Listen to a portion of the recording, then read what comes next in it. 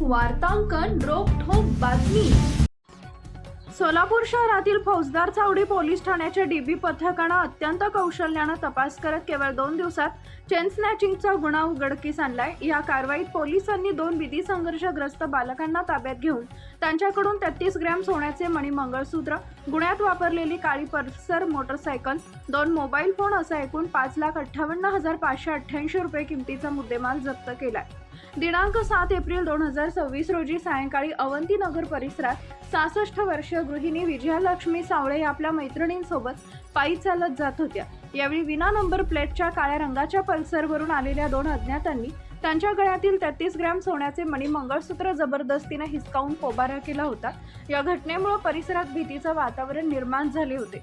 घटनेचे गांभीर्य ओळखून वरिष्ठ पोलीस निरीक्षक महादेव राऊत आणि सहाय्यक पोलीस निरीक्षक संजय क्षीरसागर यांच्या पथकाने तातडीने तपास सुरू केला। सीसीटीव्ही फुटेज आणि तांत्रिक तपासाच्या आधारे मिळालेल्या माहितीनुसार पोलिसांनी सलग 2 दिवस बीड इथं जाऊन शोध घेतला। तेथून 2 विधी संघर्षग्रस्त बालकांना ताब्यात घेण्यात आले। तपासादरम्यान धक्कादायक माहिती समोर आली की केवळ व्यसनासाठी आणि मौज मजेसाठी पैसे हवे असल्याने या अल्पवयीन मुलांनी हा गुन्हा केला होता। ही कामगिरी पोलीस आयुक्त एम राजकुमार, पोलीस उपायुक्त विजय कबाडे आणि सहाय्यक पोलीस आयुक्त प्रताप पोमन यांच्या मार्गदर्शनाखाली पार पडली।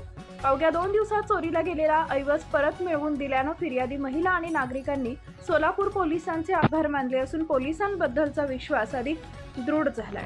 महाराष्ट्रातील महत्त्वाच्या आणि ताज्या बातम्या पाहण्यासाठी आमच्या जय हो न्यूज चॅनलला सबस्क्राइब करा आणि बेल आयकॉन प्रेस करा।